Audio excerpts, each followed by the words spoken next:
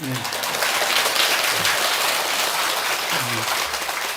제가 태어나서 이런 환대는 처음 받아봅니다. 네, 네.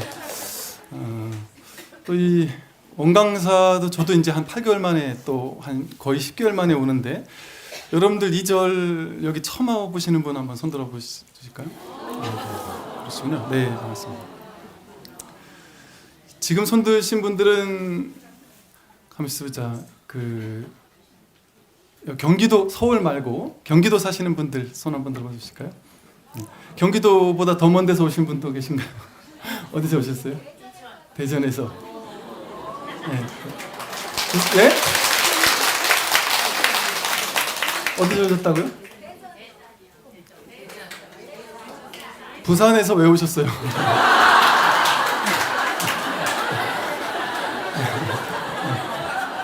저도 부산에서 왔는데. 네. 보니까 이제 주로 아까도 좀 밑에 앉아 있다가 얘기를 좀 들어보니까 유튜브를 보고서, 이제 제가 사실은 이제 유튜브 채널을 한 몇 년 전에 만들어만 놓고 별로 영상을 많이 올리지 않고 있다가 올해부터 좀 영상을 올리기 시작했는데, 아마 또 그걸 보시고 이렇게 오시게 된 분들이 많이 계신 것 같고요. 또 보니까 종교가 다른 종교인 분들도 많으시죠? 네, 그런 점이 참 사실은 이 공부가 종교, 우리가 생각하는 그런 종교와는 좀 상관이 없습니다. 왜냐하면 내가 행복하기 위해서 하는 공부이죠. 그러니까 쉽게 말해 불교에서 이제 걷어내야 될 것들이 사실 너무 많습니다. 왜냐하면 2500년 동안 너무 많이 이렇게 쌓아 올린 수많은 그 방편들, 좋게 말하면 방편이고요. 안 좋게 말하면은 뭐 이제 다양한 어떤 방편이라는 이름을 통해서 워낙 왜곡된 것들도 많이 이제 들어와 있고 한데, 사실은 아주 심플한 괴로움과 괴로움에서의 벗어남, 이게 불교의 전부거든요. 근데 이제 괴로움에서 벗어나는 것을 이름해서, 괴로움에서 벗어나는 것을 이름해서 열반이다, 해탈이다, 본래 면목이다, 주인공이다, 불성이다, 참나다, 하나님이다, 일진법계다, 아미타불이다, 뭐라고 이름을 붙여도 상관은 없지만, 사실 그런 모든 이름들은 그냥 허상에 불과합니다. 그러니까 부처가 따로 있느냐? 부처님께서는 무아라고 하셨잖아요. 불성이라는 우리가 그럴싸하게 이름을 지은 그 어떤 것들조차 사실은 이제 무아라고 말씀하셨죠. 즉 다시 말해 괴로움의 문제. 제가 많은 분들이 서 계시니까 가슴이 아프네요. 제가 불편하네요. 네. 그러니까 다음 달은 좀 연구해 보겠습니다. 네. 오늘만 좀 불편하셔도 저 뒤쪽에 나가서 앉으셔도 될 것 같습니다. 소리 들리시니까 그 뒤에 복도에 앉으셔도 될 것 같고요. 그래서요, 좀 더우신가 본데 창문을 좀 열어주실. 에어컨 틀어놨나요? 예, 그러면 됐습니다. 예. 그래서요, 보니까 이제 종교가 다르신 분들이 계시는데, 종교가 다른 것은 사실은 전혀 문제가 되지 않습니다. 왜냐하면 불교라는 종교 자체가 석가모니 부처님이라는 분 자체가 어떤 특정한 종교를 만들려는 의도를 가지고 법을 설하신 분이 아니시고, 인간의 근원적인 괴로움의 문제를 해결하기 위한 그 공부가 이제 이 마음 공부이기 때문에, 그래서 사실은 이 불교라는 이름으로 이 공부를 가두는 것 자체가 사실은 비불교적인 발상입니다. 그래서 누구나 우리는 이 늙고 병들고 죽는 문제, 혹은 지금 괴롭지 않더라도 언젠가 내가 괴로울지 모르는 이런 괴로움의 문제, 이 문제를 해결해야 되겠다라고 마음을 내는 사람이라면 누구나 사실은 이 공부를 해야 되는 그런 사람이 되겠죠. 그래서 종교가 달라도 이제 상관이 없고요. 또 보니까 많은 분들 가운데 또 이 공부랑 인연되신 분들은 이게 괴로운 일이 있으셔서 이것저것 찾아보다가 여기도 가보고 저기도 가보고 또렷한 답도 없고, 그래서 이제 유튜브에서 이것저것 이 얘기도 듣고 저 얘기도 듣다가 또 찾아오신 분들도 계시는 것 같고요.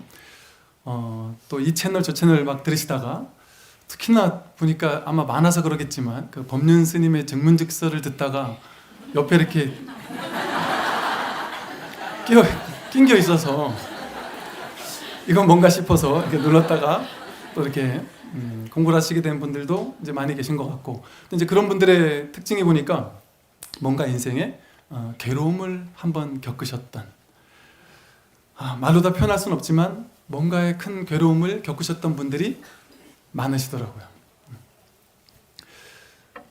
그 괴로움을 정말 그 이겨내기가 너무나도 힘이 든 분들, 그런 분들도 계시죠. 이걸 이겨내고 싶은데 도저히 이겨낼 수 있는 가망이 없어 보이는 정도의 너무나도 큰 괴로움을 안고 살아가는 분들이 또 많이 계십니다. 그런 분들이 이런 말씀을 드려도 될지 모르겠지만, 또 어떤 분 같으면 부모님이 돌아가셨든 아니면 남편이나 아내가 먼저 가게 됐든, 혹은 심지어는 자식이 먼저 떠났던, 혹은 인생에서 큰 좌절을 겪었든지 또 실패를 맛봤든지 아니면 병으로 인해서 괴로워하든지 어떤 이런 특정한 괴로움의 문제, 그 괴로움의 문제가 나를 너무나도 힘들게 만들었던, 또 그런 분들이 어딘가 돌파구를 찾아야 되다 보니까 그 돌파구를 찾다가 또 이렇게 마음 공부를 하는 분들도 뵀습니다. 얼마 전에 아마 그 영상을 올렸었는데, 그 우울증과 깊은 우울증, 그리고 공황장애니 아주 많은 아픔, 정신적인 고통을 좀 겪던 분께서 얘기를 한번 하신 적이 있었죠. 제가 그 영상을 한번 올렸는데요. 그분이 보니까 그 앞에 저랑 얘기했던 내용은 그 위에 올리지 않았지만 한 20년에서 30년 가까이를 그 괴로움과 싸우셨더라고요. 한 30년 가까이를 너무나도 깊은 그 우울증과 공황이 오고, 또는 그 정신이 초조하고 불안하고 불안장애, 이런 것들이 너무 오랫동안 계속 되셨던 거죠. 그러다 보니까 이제 좋다고 얘기하는 모든 곳을 다 다녀봤습니다. 근데 그분은 특이하게 이게 아프면 일단은 병원부터, 좋다는 병원을 다 찾아가 보는 게 이제 우리의 상식인데, 그분도 그랬고 아마 많은 분들이 그러실 겁니다. 좋다고 하는 병원보다도 이제 좋다고 하는 절이나 또는 불교단체, 내지는 약간 사이비 단체, 내지는 속칭 도인이라고 불리는 사람들이 있는 곳, 온통 오만 곳을 다 다녀보셨더라고요. 한 20-30년 가까이. 근데 저는 그분 이야기를 들으면서 너무 놀라웠던 것이, 어떻게 그 많은 곳을 갔는데 전부 다 패턴이 전부 다 똑같은 겁니다. 다 똑같은 패턴으로 이거 하면 낫는다, 나만 믿고 따라와라, 그러면 몇 개월 안에 낫게 해주겠다, 아니 이것을 하면 낫는다, 이게 전부 다 이제 유의 조작의 방식이에요. 이거를 얼마만큼 어떻게 해라, 혹은 이제 더 심하면 얼마를 가져와서 천도제를 해라, 아니면 뭐를 해라. 보니까 한 30년 동안 천도제를 너무너무 많이 하셨더라고요. 왜냐면 가는 곳마다 다 해놓으니까. 근데다가 큰 곳까지 다니면서 하고, 왜 그렇게 하셨냐 그랬더니 가니까 다 그걸 하면 된다고 했다는 거예요. 그러면서 정말 너무나도 큰 그 고통을 겪으셨더라고요. 그리고 또 얼마 전에는 이제 젊은 분이었어요. 젊은 보살님이었는데, 옛날에 이제 결핵을 한번 알았답니다. 젊었을 때, 이제 결혼한 지 얼마 안 돼서 애들 어릴 때 결핵을 알았는데, 그때 이제 내가 이 결핵이 오다 보니까 아이들한테 전염이 되면 어쩌나 싶어서 너무 걱정스러워서 너무 초조해하고 불안해하고 이렇게 하다가 이제 나았어요. 나았는데 그때부터 이제 건강 염려증, 나한테 이게 또 결핵이 오면 어쩌지? 그래서 아이들에게 전염이 돼서 아이들까지 이렇게 몸이 아파지면 어쩌지 하는 두려움, 불안감, 초조, 이게 너무 심해지다 보니까 이게 이제는 약간 정신병적인 현상까지 막 불안감, 초조함, 막 우울증, 고통이 오고 집에서 목욕을 하는데 이게 어떤 세포가 나를 막 공격할 것 같다는 거죠.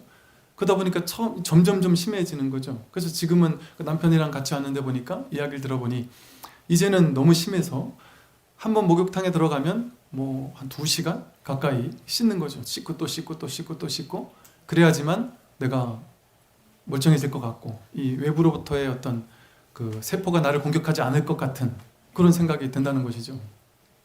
근데 보십시오. 이제 이런 유형의 괴로움도 그렇고요.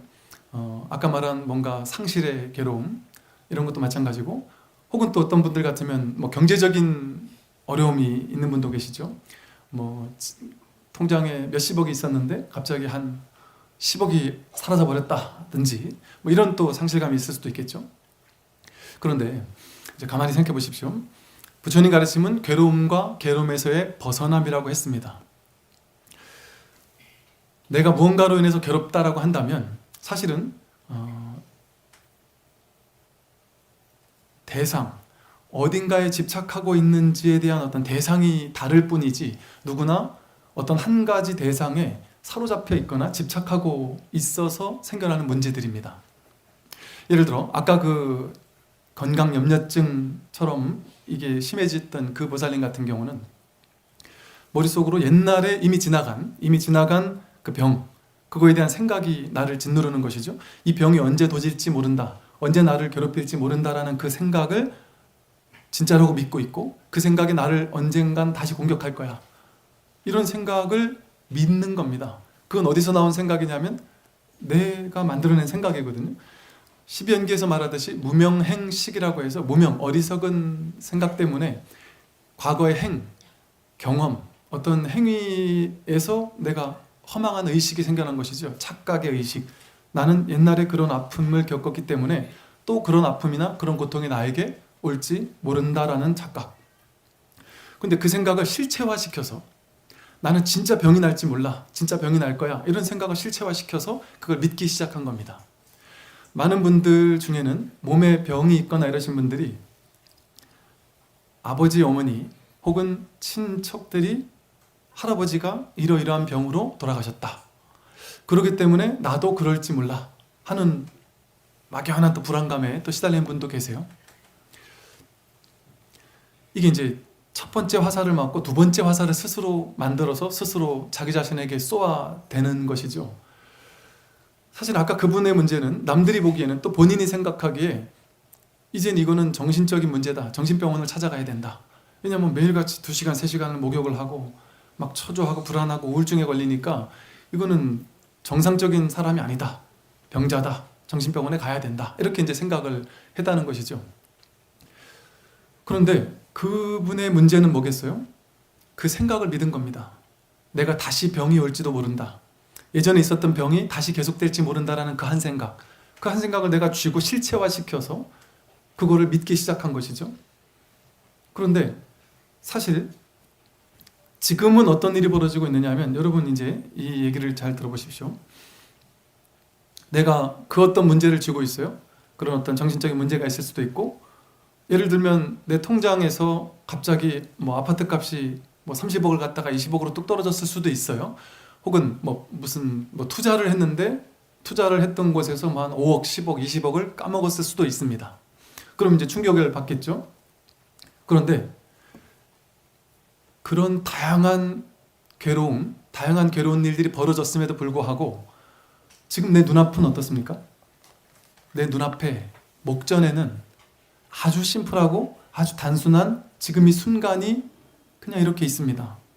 우리는 무엇을 할 수 있느냐 하면 그냥 지금 이 순간에 아침에 일어나는 일, 밖에 나가야 되면 세수하는 일, 이빨을 닦는 일, 배고프면 밥 먹는 일, 숨 쉬는 일, 주어진 삶을 인연따라 사는 것, 내 눈앞의 목전을 경험하는 것, 목전을 살아주는 것, 그거 외에는 더 이상 할 것이 없습니다. 사실은 우리가 괴로워하는 모든 것이 전부 다 생각 속에서 일어나고 있는 하나의 허망한 분별 망상일 뿐이거든요. 이 말은 무슨 말이냐면, 예를 들어 통장에 30억이 찍혀 있었다가 한 10억이 날아가고 20억으로 바뀌었습니다. 자릿수가. 그래서 10억이 날아갔어요. 그럼 그럼 우리는 이제 그거에 충격에 빠져서 그 10억이 없어졌기 때문에 너무나도 큰 충격에 빠져서 어떤 사람은 뭐 6개월씩 1년씩 시금을 전폐하는 분도 봤습니다. 그런데 사실은 통장에 찍히는 데이터 숫자가 여기에서 이걸로 바뀌었을 뿐이지 내 눈앞의 목전에는 늘 같은 일이 벌어지고 있거든요. 어차피 우리는 여전히 밥을 먹고 숨을 쉬고 자연을 바라보고 주어진 하루를 살아야 됩니다. 내가 30억이 있는 사람도 주어진 하루를 그냥 이렇게 사는 것이고요, 10억 있는 사람도 주어진 삶을 이렇게 사는 겁니다. 네. 제가 공지를 드릴게요. 저 뒤에 서 계신 분들 중에 너무 힘드신 분들은 저기 1층의 식당에 이렇게 스크린에다가 여기 지금 영상이 생중계가 되면서 이렇게 소리가 마이크도 그대로 나온답니다. 그래서 거기 앉아서 들으실 분들은 그쪽에 가서 앉아서 들으셔도 된다는 얘기를 지금 정부소장님께서 해주신 것 같아요. 제가 작년에 여기 있을 때 이 시스템을 이 실황 생중계 시스템을 만들어 놓고 갔는데 이렇게 써먹네요.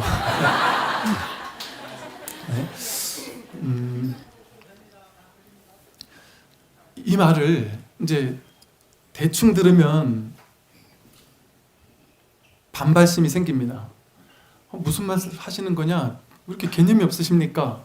내 통장에 30억 찍혔다, 20억 찍힌 건 명백한 실제지, 명백한 진실이고 명백한 실질적인 괴로움인데 그게 어떻게 생각이라고 하십니까? 그건 생각이 아니다, 실제다. 그건 명백히 생각입니다. 다시 말해, 여러분이 100억이 있든 1000억이 있든 1000억이 있거나 1조가 있거나 100조가 있는 사람이라 할지라도 그 사람이 매 순간 살 때 그 100조를 다 깔고 앉고 100조를 다 부둥켜 안고 사나요? 그냥 심플하고 단순하게 목마르면 물 마실 뿐입니다. 1000조를 가진 사람도 목마르면 그냥 물 한 모금이 필요할 뿐이에요. 1000조가 다 필요가 없습니다. 그냥 물 한 모금이면 충분합니다. 필요한 것은 물 한 모금이 필요할 뿐이에요. 그 순간에. 생각 속에서 우리는, 그러니까 많은 사람들이요, 아까 그 이제 건강염려증에 대해서도 말했는데, 내가 건강이 안 좋다라는 한 생각에 사로잡혀서 평생을 보냅니다. 난 언제든 건강이 안 좋을 수 있을 거야. 왜? 수많은, 내가 안 좋다라고 결론을 내기 시작하고 생각을 믿기 시작하잖아요. 그러면 그 생각을 강화시키는 수많은 증거들이 내 인생에서 속속들이 등장하기 시작합니다. 갑자기 우리 친척 중에 누군가가 어떤 병으로 죽거나 그랬을 때 거봐 나도 그럴 수 있을 거야.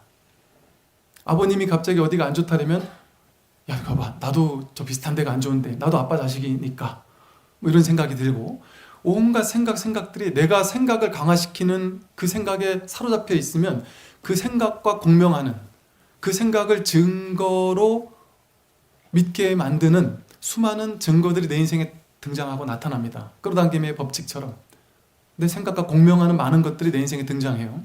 그래서 어떤 일이 벌어지냐면 빈익빈 부익부라는 현상, 즉 내가 부정적인 생각에 사로잡혀 있으면, 내가 아플지 몰라라는 생각에 사로잡혀 있으면 점점 더 아플 것이 분명해라는 그 생각에 힘을 실어줄 수 있을 만한 현실이 자꾸 벌어지고요, TV를 켜도 자꾸 아픈 거, 사람들이 다 이렇게 아플 수 있다, 저렇게 아플 수 있다, 이런 것들이 눈에 들어오죠. 그러면 이 약 저 약 자꾸 먹는 거에만 관심이 가지겠죠. 긍정적이고 밝은 에너지, 밝은 마음을 가지고 산다. 그러면 그것을 증명해주는 그런 또 다양한 일들이 벌어지기 시작합니다. 여러분들이 아마도 내가 어떤 괴로움의 문제를 해결하기 위해서 여기서 벗어나야 되겠다라는 마음을 가지고 뭐 유튜브를 켜든 TV를 켜든 공부를 하기 시작하셨을 겁니다. 그러다 보니까 이제 이렇게 이 채널도 저 채널도 막 공유해 주다 보니까 이 얘기 저 얘기 듣다 보니까 이제 아마 이 자리까지 흘러 들어오신 것 같기도 한데요. 그렇게 내가 공부에 대한 마음을 내면 이 공부에 대한 인연을 또 만나게 됩니다. 왜냐하면 이 세상이라는 것은 유유상종의 법칙, 뭐 인과응보의 법칙, 뭐 끌어당김의 법칙이라고 하듯이 내 마음 안에 무엇이 있느냐에 따라서, 내가 어떤 마음을 가지고 사느냐에 따라서 그것과 같은 일들이 계속해서 벌어지는 곳입니다. 그게 이제 인과응보죠. 내가 어떤 인연을 맺느냐에 따라서 거기에 따른 과보가 나에게 딸려오는 것이죠. 그런데 우리들은 이 세상에서 중생들이 살아가는 삶의 방식이 분별심이라고 했습니다. 아까 제가 전부 다 생각이라고 했는데 그 생각의 실체가 분별심인데요.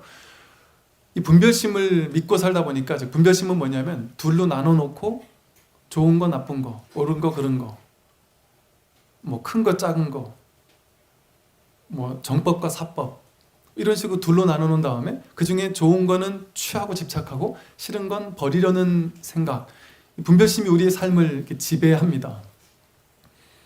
그러다 보니까 이 세상은, 다양한 종교들이 그렇게 얘기를 하잖아요.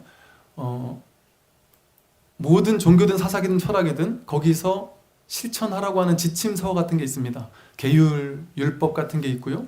또는 이렇게 살면 성공한다, 이렇게 살면 행복할 수 있다, 이렇게 살아라 라고 하는 어떤 지침들이 있습니다. 그게 수행법이 되었든 뭐 기도 방법이 되었든 다양한 방법들이 있습니다. 그래서 그걸 통해서 우리는 그 조직의 일원이 돼요. 열심히 기도를 하거나 수행을 하거나 거기서 얘기하는 이렇게 살면 좋다라는 것을 믿으면서 그렇게 살려고 애쓰거나. 그런데 그렇게 하다 보니까 사람들은 더 좋은 일을 자꾸만 해야 될 것 같고 못했을 때 엄청난 충격을 받기 시작합니다. 사실은 이 종교나 이 수많은 사상 철학들이 되게 손쉽습니다. 어떤 점이 손쉬우냐면 열심히 기도해라, 열심히 수행해라, 그러면 나을 수 있다, 그러면 이겨낼 수 있다, 이렇게 얘기하는 건 너무 쉽습니다. 그런데 이게 이제 병원 같으면 이 수술하면 날 수 있습니다, 돈 얼마 내고 수술하고, 근데 안 낫다, 그럼 책임져라, 어떻게 할 거냐, 이렇게 말을 할 수가 있는데 이 종교 같은 거는 그게 좀 불가능해요.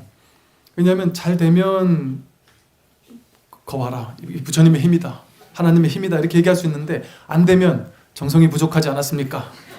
기도를 덜한 거 아닙니까? 수행력이 부족한 거 아닙니까? 이렇게 얘기하기가 아주 쉽죠. 이 세상에선 항상 그렇게 분별의 기준을 가지고, 이 분별의 잣대를 가지고 우리에게 들이댑니다.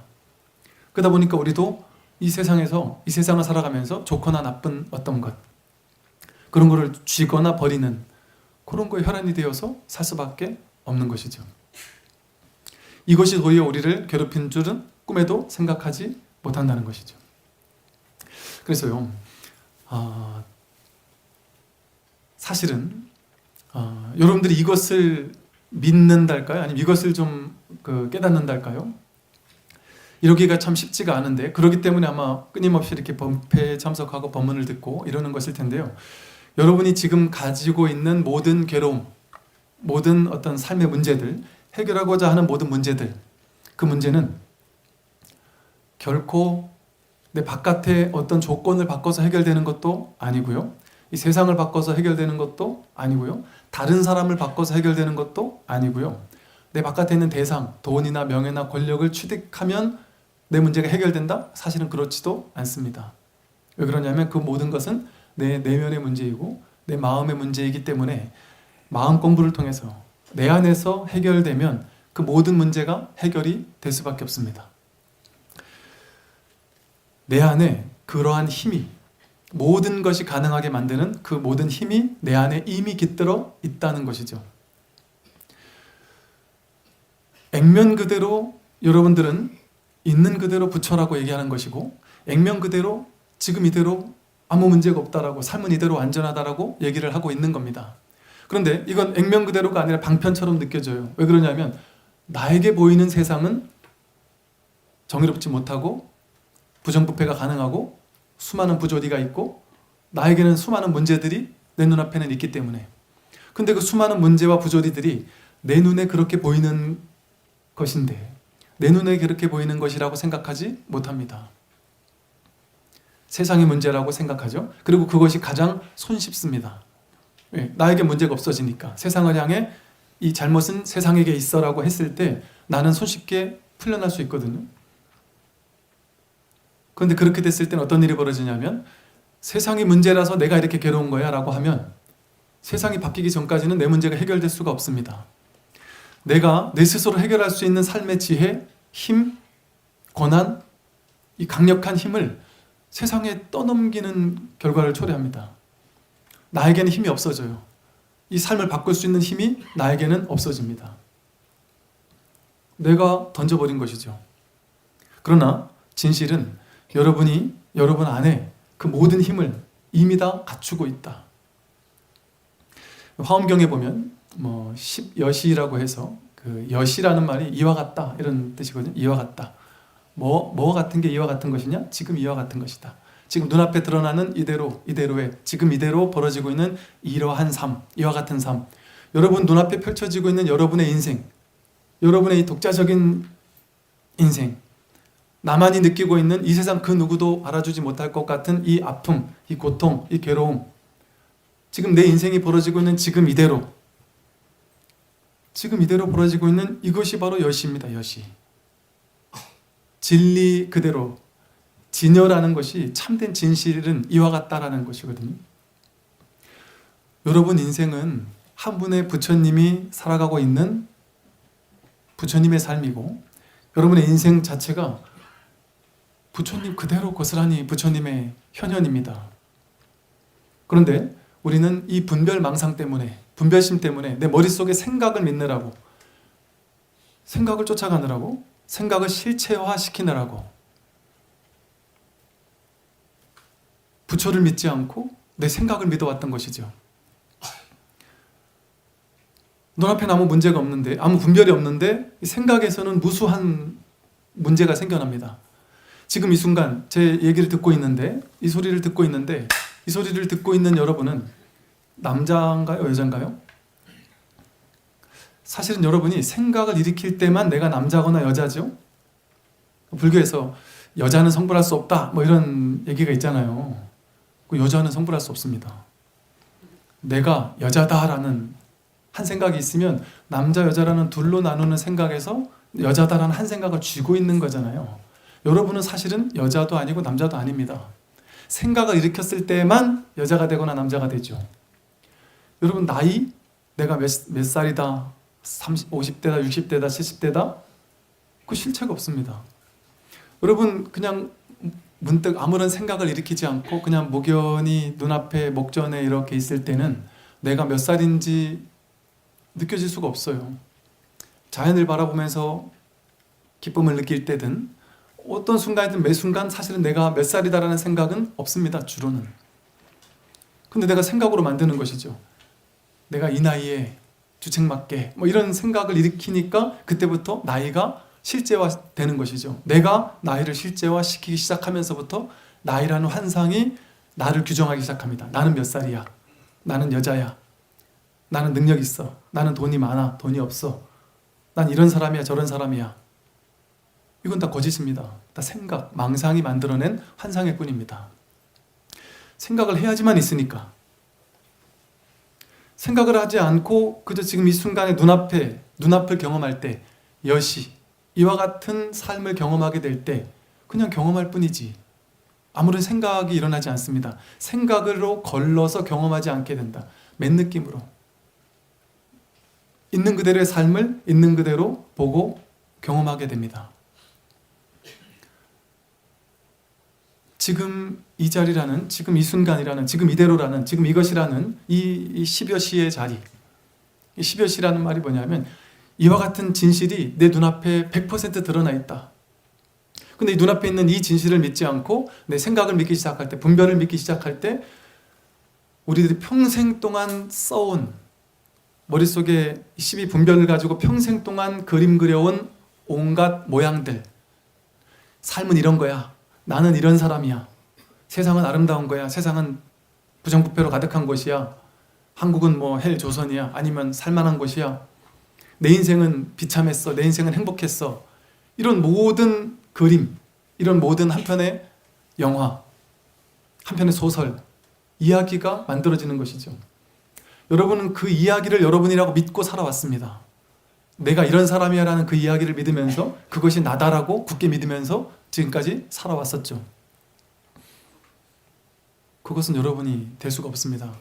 그걸 금강경에서는 상이라고 부릅니다. 상, 모양 상자를 써서 상, 이미지. 내가 머릿속으로 그림 그려놓은 거라는 거죠. 그것을 나라고 생각하고 또 그것을 이 세상이라고 생각하고 심지어는 내 머릿속에서 그림 그려놓은 불교라는 이미지를 불교라고 생각하는 것이죠. 머릿속에 그림 그려놓은 깨달음을 진짜 깨달음이라고 착각하는 것이죠. 그 모든 것은 전부 다 상일 수밖에 없다. 이미지, 모양으로 그림 그려놓은 거에 불과합니다. 그런데 여러분은 그 이미지 그리기 이전, 생각이 일어나기 이전, 그 텅 빈 아무 일 없는 이와 같고 이와 같은 이 자리가 여러분의 실상의 자리이고 본래 자리이지, 그 생각이 만들어 놓은, 생각이 내 나이만큼 막 쌓아놓은 5만 가지의 내 삶이라는 그림, 그것이 내가 아닙니다. 나를 누구로 만들지 마세요. 나는 어떤 사람이야, 나는 수행자야, 나는 남자야 여자야, 난 이런 사람이야, 나는 저런 사람이야. 그건 내가 만든 이미지 그림에 불과합니다. 그것을 믿고 그것을 쫓아가면, 예를 들어 남편과 헤어졌어요. 남편이 돌아가셨습니다. 먼저 부모님이 돌아가셨거나 아니면 자식이거나 그런 일이 벌어졌다. 눈앞의 목전에서는 그런 일이 없습니다. 내가 생각을 일으킬 때만 그 일이 일어나요. 생각을 일으킬 때만. 우리 눈앞에는 지금 여기라는 이 자리는, 지금 여기라는 지금 이 순간에는 아무 일이 없습니다. 모든 문제는 생각을 일으킬 때, 그 생각은 항상 과거나 미래와 연결되어 있죠. 과거를 떠올릴 때만 내가 누구인지가 규정이 돼요. 그 과거를 진실이라고 믿으니까 내가 지금까지 살아왔던 삶의 궤적들, 삶의 경험들, 그런 것들을 뭉뚱겨서 나다라고 믿으니까. 근데 그러한 일이 없습니다. 내가 생각으로 지금까지 살아왔던 그 기억, 그 망상의 쪼가리들을 다 조합시켜서 그걸 나야라고 쥐고 그걸 놔버리면 죽는 줄 알고 사는 것이죠. 그걸 놔버려야 진짜로 산다는 것이죠. 나라고 해서 쥘 만한 무언가가 없었을 때 진정한 내가 누구인지를 찾아가기 시작합니다. 사실은 언제나 눈앞의 목전에는 아무 일이 없습니다. 생각을 일으키기 이전에는 늘 있는 그대로의 실상, 아무 일 없는 이대로밖에 없습니다. 통장에 10억이 없든 있든 사실 눈앞의 목전에서는 아무 일이 없어요. 아파트 값이 막 5억 10억이 왔다 갔다 했어도 거기 일희일비하는 사람은 괴롭겠죠. 맨날 그 값을 보면서 매일매일 괴롭겠죠. 1년, 2년, 3년을 괴로워했겠죠. 그런데 똑같은 아파트에 사는 어떤 다른 사람은 어차피 내가 죽을 때까지 이건 뭐 내 돈하고 상관없는데 하고 사는 사람은 일희일비 전혀 안 하겠죠. 그게 얼마인지도 모르고 그냥 사는 것이죠. 전혀 상관없이. 그게 실제라면, 그 값이 오르고 떨어지는 게 나를 괴롭히고 즐겁게 하는 게 실제라면 나는 자동적으로 아파트가 값이 올라가면 자동적으로 나는 갑자기 막 행복해져야 됩니다. 알든 모르든 상관없이. 근데 실제일 수가 없어요. 그러니까 내가 인식할 때만 그게 나를 괴롭히고 내가 인식할 때만 나를 기쁘게 만드는 것이죠. 이게 다 생각이 만들어 놓은 것이기 때문입니다. 그래서 우리들의 어떤 그 중생심의 실체는 뭐냐면 이 생각을 쫓아가는 삶, 이 생각을 진짜라고 믿는 삶. 그것 때문에 이 늘 생생한 지금 이 순간이라는 이 진실, 이 실제라는 표현이 아주 안 좋은 표현이기는 한데 실제라고 할 만한 무언가가 따로 없습니다. 그냥 이대로의 삶밖에 없는 것이지. 근데 이 아무 일 없는, 문제 없는, 내가 스스로 문제를 만들어내기 이전 그 자리에 있을 때 우리는 여여하고 부처님처럼 열에 여고 여여하게 오고 여여하게 간다. 부처님은 즐거운 일이 오든 괴로운 일이 오든 즐거운 일이 일어나든 괴로운 일이 일어나든 여여하게 내버려 두는 겁니다. 그냥 있는 그대로 왔다가 있는 그대로 갈 뿐. 온다고 해서 더 주려고 애쓰지도 않고 간다고 해서 서운할 것도 없이 있는 그대로 여여하게 내버려 두는 겁니다. 열에 여고 여여하게 오고 여여하게 가게. 한결같다 하는 것이죠. 왜 그럴까요? 오고 가는 것은 실제가 아니기 때문에, 진실이 아니기 때문에. 여러분 남편이나 자식이 실제일까요? 여러분 자식은 여러분 자식이 아닙니다. 우리가 이제 윤회라는 방편을 들어서 설명을 해보더라도 전생의 자식이 옆집에 산다, 내 자식은 지금 이 집에 산다, 그 전생의 자식은 옆에 집에 산다 라고 친다면 지금 내 자식은 그냥 이번 생에 나와 인연 맺은 자식일 뿐이지. 그래서 부처님께서 이런 방편을 이야기하기도 하죠. 길을 가다가 해골이 있는데 그 해골에다가 절을 하셨다. 이 해골이 나의 부모님일 수 있고 나의 가족일 수 있다. 그 말은 뭐냐 하면 이 세상의 모든 해골은, 이 세상의 모든 존재는 생각 속에서는 얘만 내 자식이에요. 딴 사람들은 내 자식, 내 가족이 아닙니다. 생각 속에서는. 생각을 해야 얘가 내 자식이잖아요. 생각하지 않으면, 생각해야 나랑 친한 사람이 있고 안 친한 사람이 있죠. 생각하지 않으면 친한 사람 안 친한 사람이 없습니다. 내 가족 네 가족이 따로 없습니다. 생각 이전으로 그 사람을 있는 그대로 만난다면 거기는 아무런 일이 없어요. 이 자리에서는 이 세상에 있는 모든 존재가 굳이 설명을 해본다면 나와 둘이 아닌 하나예요. 남이라는 게 있을 수가 없습니다. 이 몸을 나라고 생각했을 때만, 몸이 나다 이것도 생각이죠. 몸이 나라고 내가 생각하는 겁니다. 그 반야심경에서 몸이 내가 아니다, 느낌, 감정, 생각, 의도, 의지, 의식 이거 다 내가 아니다, 내가 나라고 생각할 뿐이다, 그것을 나라고 생각했을 뿐이다, 오온이 개공이다, 몸과 몸이라는 것은 내가 아니다, 마음이라는 것 이거 내가 아니다, 내가 그렇게 생각했을 때만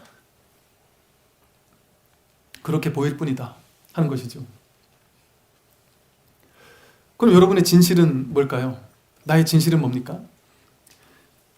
이게 이 우주 법계라는 곳이, 이 세상이라는 곳이 너무나도 절묘하고 법계, 진리의 세계이거든요. 법계, 진리의 세계입니다. 하나는 전체를 포섭하고 있습니다. 하나 속에 전부가 들어있어요. 우리는 전부를 깨닫기 위해서, 부처님께서 이 우주의 진실을 깨닫기 위해서 온 우주 전체를 다 쫓아다닐 필요가 없이 자기 마음 하나 깨달았더니 온 우주 전체의 진실을 깨달은 것처럼. 왜? 그 우주 전체가 하나이기 때문에. 뭐 하나라고 결론적으로 확정적으로 얘기하는 이런 방식은 좋지 않아요. 방편으로 그렇게 얘기를 하는 겁니다. 신기하게도 눈앞에 온 우주 전체가 드러나 있고요, 내 앞에 있는 내 남편에게 온 우주 전체가 반영되어 있고요, 내 자식이 온 우주 전체 대변자로 내 눈앞에 항상 있습니다. 여러분이 오늘 만나는 그 한 사람이 온 우주 전체가 그 앞에 딱 서 있는 것과 똑같아요. 하나가 곧 전체이기 때문에 모든 이 우주법계 전체는 언제나 진실을 투영하고 있습니다. 그냥 일어나는 일이 없어요. 그 중에 아주 오묘하고도 신묘한 일이 뭐냐 하면, 이 부처님 가르침의 진실을, 이 진리를 이 세상이 우리에게 늘 보여주고 있습니다. 드러내주고 있고 힌트를 보내주고 있어요. 그 중에 가장 절묘한 힌트가 뭐냐면 꿈입니다. 꿈. 누구나 꿈을 꾸잖아요. 근데 이거 하루 이틀 꿈꾸는 것도 아니고 평생 꿈을 꿉니다. 즉, 이 부처님께서, 법신 부처님께서 진리가, 나의 진정한 본체가, 저는 이런 말을 하면서도 이제 계속 찜찜한 이유가, 본체니 본성이니 자성이니 이런 말 자체가 아주 안 좋은 말들이에요. 그냥 방편으로 다 쓰는 말입니다. 그런데 그 진실이 꿈을 통해서 우리한테 자꾸 이렇게 진실 힌트를 주고 있습니다. 매일 밤, 오늘 줘도 못 깨닫고, 내일 줘도 못 깨닫고, 모레 줘도 못 깨닫고, 죽을 때까지 못 깨달으니까 지치지도 않고 이 우주 법계에서는 법신 부처님께서 우리에게 매일 밤 꿈으로써 진리를 보여주고 있어요. 꿈속에서는 어젯밤 꿈속 여러분의 꿈속에서 여러분은 다양한 세상도 있었고 우주도 있었고 별도 있었고 사람도 있었고 온갖 일들이 일어났었습니다. 등장인물도 있었고요. 근데 그 꿈은 내가 꾸는 꿈이죠. 그 등장인물이 수백 명, 수천 명이 되더라도 그게 따로따로 수천 명이 아니죠. 내가 내 의식이 만들어낸 거짓된 허상의 이미지죠. 그 남들은. 근데 그 꿈속에서 내가 나를 이 꿈 전체가 나잖아요. 꿈속에 있는 등장인물 전체가 하나의 나잖아요. 내가 꾸는 하나의 꿈이잖아요. 허상의 꿈입니다. 그런데 우리는 그 꿈속에 있을 때는 이 전체가 나라는 생각을 죽었다 깨어나도 못합니다. 꿈속에서 스님을 찾아가서 스님이 이거 지금 꿈이야 얘기를 해줘도 절대 믿지 않습니다. 그 꿈속에서는 그 꿈속에서도 내가 있죠. 꿈속에서 전부 다 하나인데 꿈속에서 나와 남을 둘로 나눠 놓습니다. 그리고 이것만 나라고 생각해요. 꿈속에서는. 그 내가 삶을 산다고 생각해요. 좋은 꿈 꾸고 나쁜 꿈 꾸고 이렇게 한다고 생각합니다. 그러다가 꿈에서 딱 깨어나는 순간, 알람이 딱 울리는 순간, 꿈에서 눈을 딱 뜰 때 그 꿈은 어디로 갔습니까? 지금 어딘가에서 그 꿈이 이어지고 있어서 오늘 밤에 또 뛰어들어가야 될까요? 그 연속극처럼, 드라마처럼 그게 어딘가에 계속 지속적으로 있는 것이 아니죠.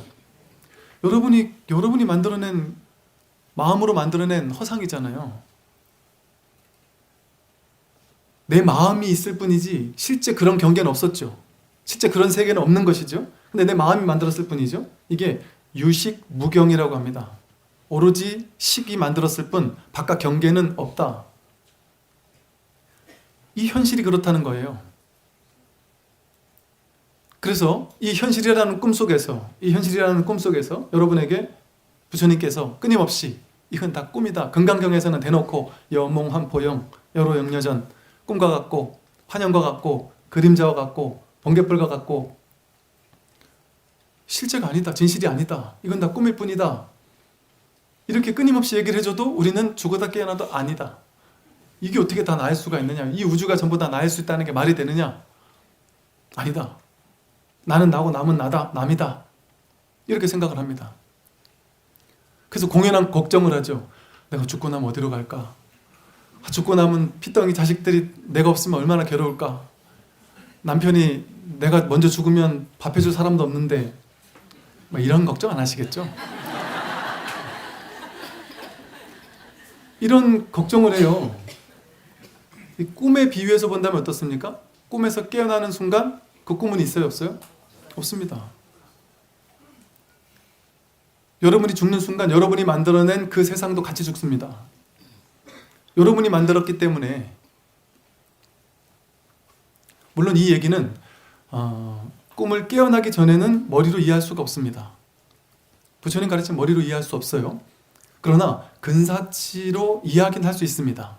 그런데 이야기하는 것이 이 자성, 본성, 본래 면목 이런 것에 대해서 저도 설법을 하면서 이런저런 이야기를 하고 있지만 이야기하는 것이 상당히 안 좋은 방편입니다. 그 옛날 큰 스님들처럼 이게 바로 부처야, 뜰 앞에 잣나무가 부처야 그러고 끝나는 게 사실은 훨씬 좋은 방법이에요. 왜냐하면 거기는 내가 분별할 게 없잖아요.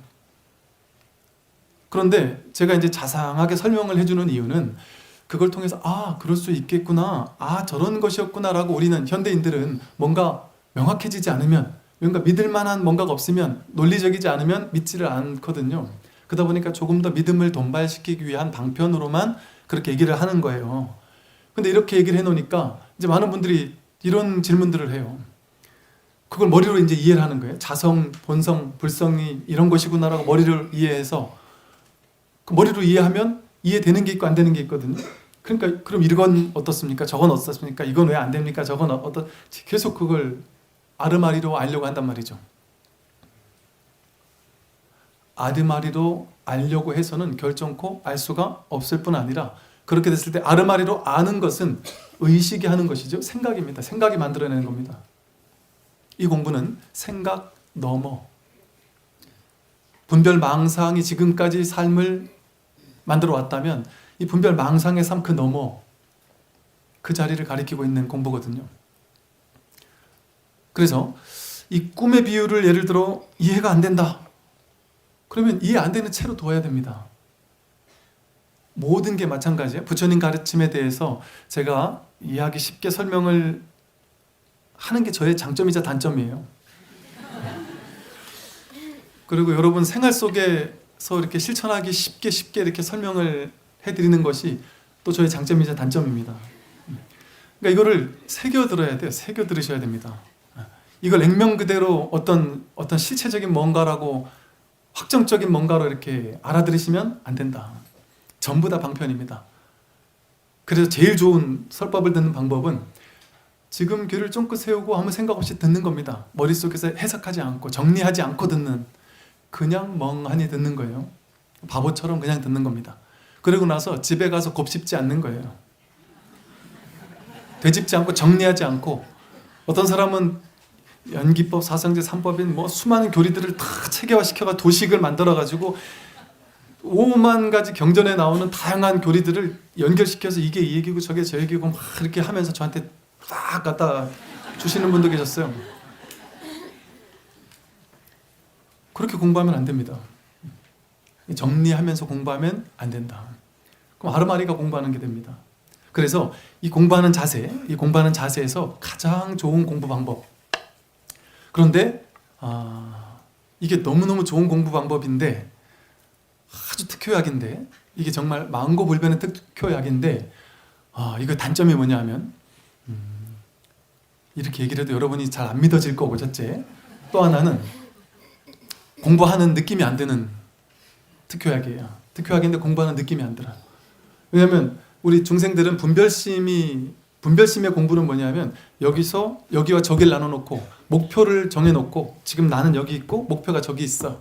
그러니까 이런 방법을 통해 저 목표까지 도달해야 돼. 이렇게 해서 더 목표까지 도달하기 위해서는 이걸 하면 돼. 이렇게 가르쳐줘야 분별심은 이해를 하고 납득을 해요. 그러니까 수행법을 알려주고, 이 수행법을 하면 나중에 어떻게 될 수 있어. 이렇게 해주면은 우리 머리는 신나가지고 그걸 열심히 합니다. 그런데 힘들어요, 그렇게 하면. 예를 들어 제가 매일마다 여러분 10,000배를 하십시오. 1000일 동안 매일마다 10,000배를 하세요. 이러면 적절히 108배 하라면 하겠는데, 하루에 20시간씩만 10,000배를 하라고 하면 힘들잖아요. 할 사람 있고 못할 사람 있잖아요. 근기가 되는 사람은 하겠고, 근기 안 된 사람은 못할 거 아니에요? 그럼 못하는 사람은 자괴감에 빠지고, 나는 수행을 못하는구나, 또 이런 또 상처를 받게 됩니다. 그런데 이 공부는 여기에서 저기로 가는 공부가 아닙니다. 이미 여러분들은 한 분도 빠짐없이 전부 다 도착해 있다. 이미 부처기 때문에 또 따로 만들어내거나 조작해낼 필요가 없습니다. 그렇기 때문에 저기로 도착하는 어떤 특별한 길, 이런 게 따로 없습니다. 그래서 명백하게 이 방법을 통해서 저기로 갈 수 있다라고 얘기하는 게 있다면 그건 방편입니다. 전부 다. 뭐 신묘장구 대단화를 몇 독을 하면 어떤 일이 벌어진다. 또 뭐 3,000배를 얼만큼 하면 어떤 일이 벌어진다. 병이 낫는다. 이런 얘기들 믿는 사람들 너무 많죠. 제가 이제 어떤 분이 젊으신 보살님인데 몸이 너무 아픈데 신묘장구 대단화를 5만 독을 하면 병이 낫는다. 이렇게 얘기를 했답니다. 그래서 그분이 3만 몇천 독을 하셨어요. 근데 너무너무 힘들게 그걸 하면서 몸이 아파 죽겠는데도 병원은 안 가고 그것만 계속하고 계시는 거예요. 그러니까 이제 저한테 찾아왔어요. 그래서 얘기를 질문이 뭐였냐면, 그분이 5만 독을 하면 다 낫는다라고 했다는 얘기는 저한테 이제 안 하고, 저한테 제가 지금 이 병을 낫기 위해서 지금 3만 독 넘게 했습니다. 스님, 제가 몇만 독을 채워야 낫겠습니까? 그래 묻더라고요. 제가 그분한테 절에 계속 나오실 건가요? 그랬더니 계속 나올 거라고. 계속 나와서 법문 계속 들을 거라 하더라고요. 그래서 그러면 제가 얘기를 해드릴 수 있겠다. 오늘 그냥 잠깐 그것만 묻고 그냥 가실 거면 뭐 5만 독 하시든지 10만 독 하시든지 그냥 하십시오 이렇게 하고 말았을 텐데, 이제 계속 공부하시겠다니까 보사님 5만 독을 채워도 안 날 수도 있습니다. 10만 독을 채워도 안 날 수도 있습니다. 근데 아예 안 채워도 날 수도 있습니다. 그거 채우고 안 채우고가 그 병을 낫게 해주고 말게 해주는 그런 인과가 있는 게 아니다. 당연하지 않습니까? 이렇게 얘기하면 이제 예 이러는 사람들도 있고 한편으로는 섭섭하신 분들이 많죠. 그런데 명백한 건 뭐냐 하면 당연히 신묘장구 대단회를 하든 절을 하든 연부를 하든 독경을 하든 나을 수 있죠. 당연히 나을 수 있는 것이 있습니다. 당연하게. 근데 그것은 하나님에게 가서 열심히 기도한다고 안 낫겠습니까? 선앙당에다가 큰 나무 앞에 정성을 기울여서 기도를 한다고 해서 안 낫겠습니까? 선앙당에 가서 기도를 해도 낫죠. 예수님한테 기도를 해도 낫고요. 하나님에게 기도를 해도 낫고요. 부처님의 기도해도 낫습니다. 날 인연인 사람은 어떤 방식으로 기도해도 낫는다. 근데 안 날 인연인 사람은, 시절 인연이 아닌 사람은 뭔 짓을 해도 안 날 수 있죠. 그거는 뭐 불교를 믿어야만 무조건 낫고 다른 종교를 믿으면 무조건 안 난다? 이런 거 없습니다. 이 진리의 세계에서는 그렇게 불교, 기독교, 천주교 뭐 이렇게 나뉘는 게 뭔가가 없기 때문에 나뉠 수가 없어요. 그래서 제가 이제 특효약이라고 했는데 이제 아주 간단한 약입니다. 불교에서 오랜 그 전통적으로 오래 써먹어온 약이죠. 뭐냐면 그게 바로 모른다는 겁니다. 모른다는 거. 오직 모를 뿐. 숭산 스님께서 살아있는 세계의 3대 생불 이렇게 뽑혔어요. 외국에서. 제가 대학 다닐 때 미국에 갔을 때 그 달라이라마, 틱냐탄, 숭산 이렇게 세 분 큰 스님들을 살아있는 3대 생불이라고 불러요. 근데 숭산 스님은 특히나 상당히 아주 명성이 자자했었습니다. 숭산 스님 제자들에게 항상 하는 얘기가 뭐냐? 오직 모를 뿐이다. 오직 모를 뿐이 뭐냐 하면요. 불교 교리적으로 설명한다면, 여러분들이 이해되기 쉽게 설명을 한다면, 우리들의 모든 괴로움의 원인이 뭐겠습니까? 분별망상이라고 했잖아요. 분별심입니다. 생각입니다. 분별심은 의식이에요. 대상을 내 식대로 아르마리로 파악하는 마음. 파악해서 대상을 알았다 하는 거, 그걸 의식이라 합니다. 근데 어떻게 할 때 알았다래요? 두 개를 비교해가지고 알았다래요. 한 사람밖에 없으면 이 사람이 남자인지 여자인지, 이 우주에 한 사람밖에 없으면 남자 여자라는 말이 필요가 없어요. 근데 둘이 있어야 이런 경우를 남자라고 하고 여자라고 하자. 그래야 이제 만들어지듯이 비교해서 잘났다, 비교해서 못났다, 비교해서 대상을 파악해서 알았다고 하는 것이죠. 이래서 이제 분별심이라고 그러는 겁니다. 우리가 안다라고 여기는 모든 것은 전부 다 분별심이다. 분별심의 특징은 허망한 망상 분별이다. 실체가 아니다. 진실이 아니다. 내가 안 거에 불과하다. 그런데 여러분들이 그 아는 것이 병입니다. 아는 것이 힘이다. 세상에서는 그렇게 가르쳐요. 아는 것이 힘이다. 많은 걸 알아야, 물론 이 현실 세계에서는 아는 것이 힘이고 아는 것이 돈이 됩니다. 많이 알아야죠. 그래서 자기 직업에서 돈 벌기 위한, 몸을 유지하기 위해서는 열심히 아르마리를 당연히 해야죠. 그것도 하지 말라는 게 아닙니다. 그건 그거대로 다 하시고, 이 마음 공부에 와서는, 법문 들을 때는, 이 공부할 때는 아르마리로 공부해서는 안 된다. 근데 이게 공부하기가 어려운 이유가 이 지점입니다. 이 세상의 공부는 전부 다 아르마리로 파악하는 공부잖아요. 이해하는 공부잖아요. 그래서 더 공부 많이 하는 사람일수록, 이해를 많이 하는 사람일수록 거기에 가까이 가요. 열심히 노력하는 사람일수록 그 결과를 얻습니다. 근데 이 마음 공부는 유일하게 단 하나의 아르마리로 하는 공부가 아니죠. 왜냐면 여기서 저기로 가는 공부가 아니기 때문에, 이미 내가 본래 부처라는 것을 확인하는 공부이기 때문에. 그럼 어떻게 확인하게 되겠습니까? 아르마리가 없어야 돼요. 분별하는 마음이 없어야 돼요. 즉 세상을 보자마자, 우리 의식은 보자마자 바로 분별합니다. 보자마자 바로 해석해요. 맞다, 틀리다, 옳다, 그러다, 이건 좋다, 저건 나쁘다, 난 이렇게 살아야 돼, 저렇게 살아야 돼, 이렇게 사는 게 좋은 거야, 저렇게 사는 건 나쁜 거야. 자기 아르마리를 이걸 믿어요. 그리고 자기만 믿는 게 아니라 이걸 남들에게 강요하죠. 자식들에게도 강요하고, 넌 이렇게 살아야 돼, 넌 저렇게 살아야 돼. 그걸 진짜라고 믿으면서. TV에 나오는 정치인이 한 분 있습니다. 그 정치인을 어떤 사람은 너무나도 열렬히 사랑합니다. 그분이 하는 모든 정책에 무조건 열렬한 지지를 보냅니다. 그런데 멀쩡한 또 다른 사람들은 열렬하게 그 사람을 싫어하고 미워하고 그 사람이 하는 정책을 막 소스라치게 싫어합니다. 자기 진영을 나눠놓고 내가 어느 쪽 사람이냐 정해놓고 이게 맞다 저게 틀리다라는 어떤 하나의 편에 서서 이것이 절대적으로 옳다 틀리다라는 그런 시선을 가지고 그 사람을 보죠. 그리고 이제 어르신들이 자식들과 싸우는 이유가 그거예요.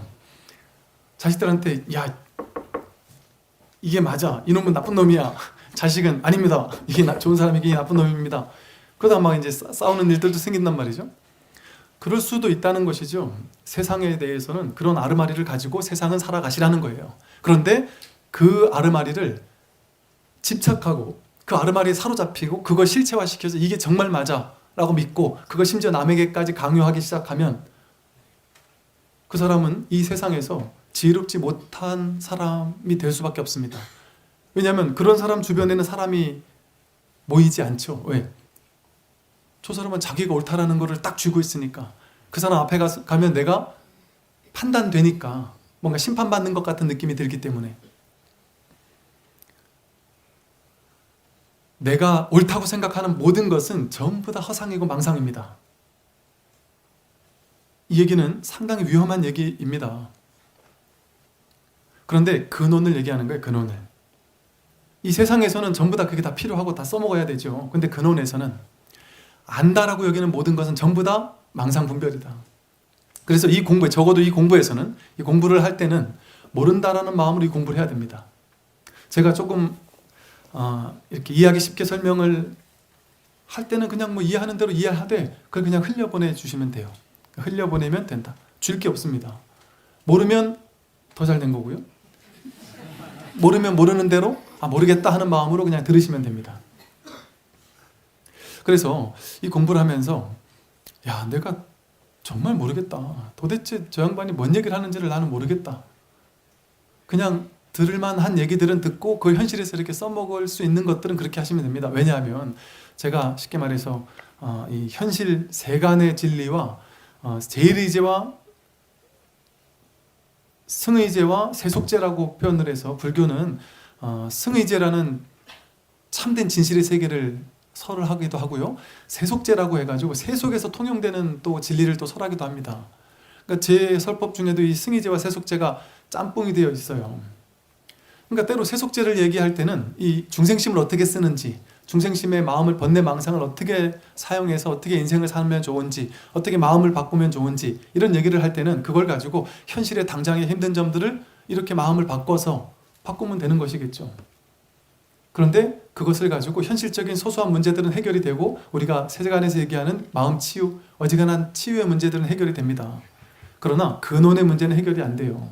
이 근원의 문제는 이 세속 승의제, 제일의제라고 하는 이 첫 번째 자리의 진실, 여기 눈 떠야지만 해결이 된다는 것이죠. 그런데 이 첫 번째 자리에 눈 뜨는 방법 아닌 방법은 뭐냐 하면 이먹고 하는 겁니다. 이것이 뭐냐? 그런데 모르겠다.